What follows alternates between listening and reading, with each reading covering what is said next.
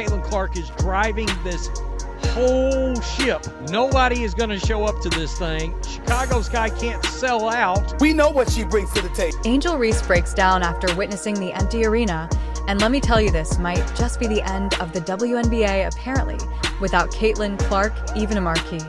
Matchup featuring Angel Reese can't fill more than a few rows. The league has officially hit rock bottom, with one of its brightest stars playing to a crowd smaller than an intimate function. WNBA franchises that move games like the Chicago Sky to the, United Arena, you're screwed.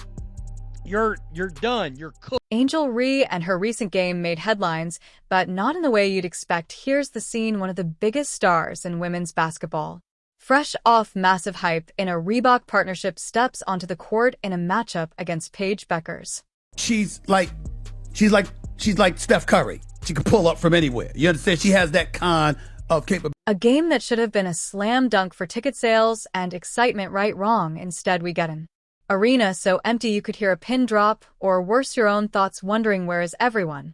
Prices for two specific Indiana Fever away games against the Chicago Sky and the Washington Mystics dropped sharply after Clark was signed. Out of a 10,000 seat capacity, a humiliating 41 tickets were sold in the final hour. 41, to put that into perspective, that's fewer people than you'd find in the average high school PE class.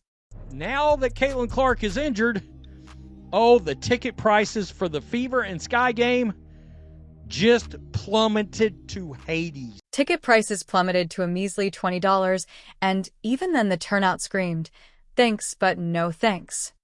Angel Reese, clearly frustrated, gave a post-game interview that was less about basketball and more about battling the crushing reality of dwindling fan support. She wasn't just upset, she was devastated. But people wanted to hate because why?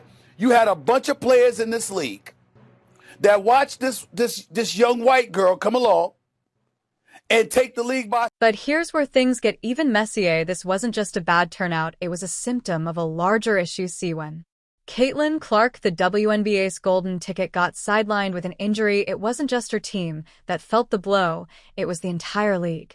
After the news of Clark's absence, those get-in prices fell to $25 from $86 and $14 from $40. Clark is the kind of player who doesn't just bring fans, she makes them. Her influence is staggering. 26.5% of the league's ticket sales and viewership come from her alone. Here we are. Yikes, it is bad news for the WNBA.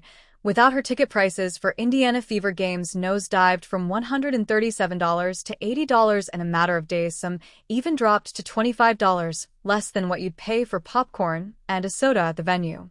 Here we are. Yikes. It is bad news for the WNBA. Oh, their needle mover. And let's not forget TV ratings. A Fever versus Mystics game that would have drawn 581,000 viewers with Clark on the court instead limped along at 357,000. That's a catastrophic drop, not just for the teams involved, but for the league as a whole. It's painfully clear the WNBA has a Caitlin Clark problem. She's not just a player, she's their entire marketing strategy, their fan magnet, their financial lifeline. Take her out of the equation, and the whole system starts to crumble. Or their needle mover. Which brings us back to Angel Reese. How is it that someone with millions of Instagram followers and a truckload of social media clout couldn't draw a crowd? It's not that Reese isn't talented or charismatic, she is, but social media hype doesn't pay the bills or fill the seats. Fans might double tap on her post, but they're not showing up to watch her play, and that's a problem the WNBA can't ignore. I'm not going to go to word hate. I'm not going to be out there like RG3 was saying that Angel Reese hates. The harsh truth, Reese isn't Clark, and it's not just Reese. Nobody is Clark. This level of dependency on a single player is unsustainable and frankly a little desperate. The league has built its house of cards on one star.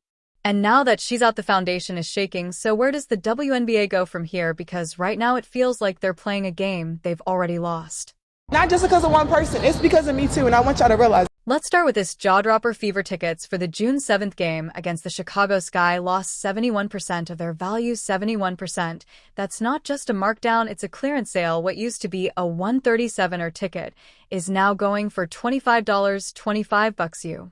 Can't even fill your gas tank for that these days. Caitlin Clark, sidelined with a left quadriceps strain, isn't just a player, she's the backbone of the WNBA's economic ecosystem. Without her, the league feels like it's playing in an echo chamber. Capacity and the ticket prices have drastically dropped for both games since Clark's injury was announced Monday. And it's not just ticket sales taking the hit. Merchandise sales are nose-diving faster than a missed three-pointer. Jerseys, hats, foam fingers without Clark on the court there. Collecting dust in team store sponsorships, those are getting shaky. Two big brands bank on Clark star power to justify those multi-million-dollar deals. No Clark, no ROI. Wow!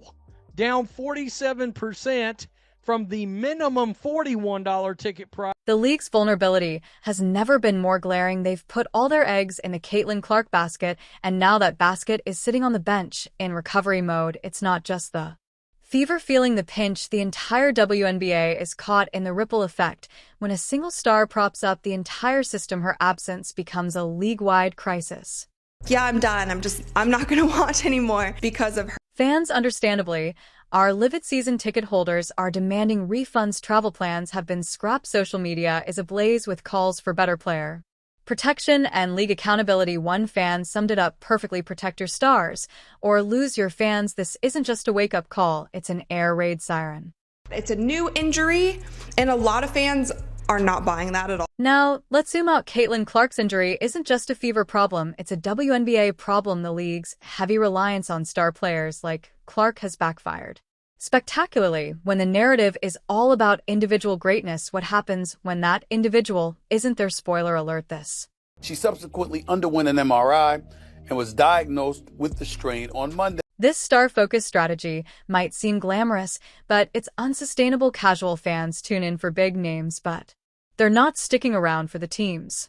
Let's get to the WNBA, where the Indiana Fever announced that star Caitlin Clark will be out at least 2 weeks. Compare this to global sports leagues like the Premier League or NFL, where team rivalries and league branding drive the storylines. They're not banking on one player to carry the entire show. The WNBA, it's like a Broadway play where the understudy hasn't rehearsed. I'm not going to ignore, nor am I going to take my eyes off of what transpires with the WNBA over the next 2 weeks while Caitlin Clark. And let's talk about the casual fan for a moment. These are the people you need to convert into loyal followers.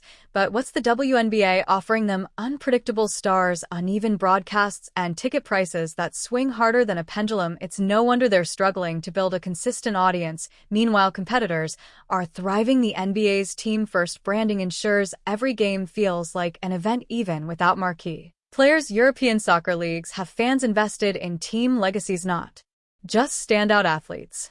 The WNBA could learn a thing or two here. Build your teams, develop rivalries, and create a product that doesn't crumble when one star is out of the spotlight. What's at stake here isn't just a season, it's the league's long-term survival. This isn't a hiccup, it's a full-blown identity crisis. If the WNBA doesn't adapt, it risks fading into irrelevance. The league has the talent, the stories, and the potential to thrive, but it's time to rethink the playbook, because right now the clock's ticking and they're down by double digits. As we've seen from the Caitlin Clark effect, there has been so much of an influx in attendance, in jersey sales, and viewership, all the things. The Caitlin Clark absence isn't just a bump in the road, it's a glaring neon sign pointing to systemic issues. Fixing them isn't optional, it's necessary. The WNBA has a choice: evolve or get left behind. Let's hope they choose wisely. All right, let's talk solutions. The WNBA isn't doomed, but it's standing at a crossroads. Step 1, stop treating the league like a one-woman show. It's time to invest in the league as a whole. Better facilities, high-quality broadcasts, and an overall fan experience that screams professional sports, not community rec league. They could have put black tarps over it. Look at that. Think about it. What if every WNBA game felt like a must-watch event, not because Caitlin Clark's playing, but because the rivalry between teams is so intense that you have to tune in? The NBA does this masterfully.